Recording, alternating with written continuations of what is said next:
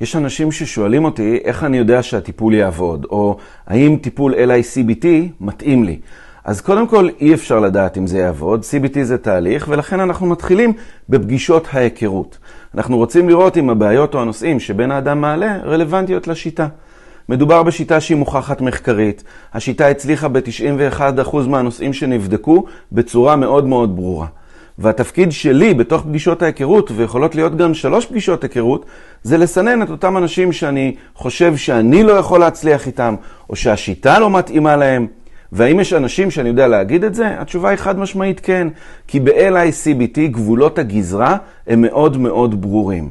אם האדם שעובר את התהליך מכין את שיעורי הבית, אם האדם שעובר את התהליך יודע לעמוד במשימות, או יודע להתקשר כשזה לא עובד, אז אני פה לצידך או אני פה לצידך, ואנחנו עושים את זה ביחד. אין סיבה שהתהליך לא יצליח, כי בטיפול CBT, מי שעובד איתך ואיתך הכי הרבה, זה אתם. הרעיון מאחורי השיטה אומר שהאדם לומד להיות המטפל של עצמו, והתפקיד שלי זה להקנות לכם את הכלים, ללוות אתכם לאורך הדרך. קחו בחשבון שבשיטה הזאת, ההתקדמות והתוצאות בתהליך מגיעות מהר. להתראות.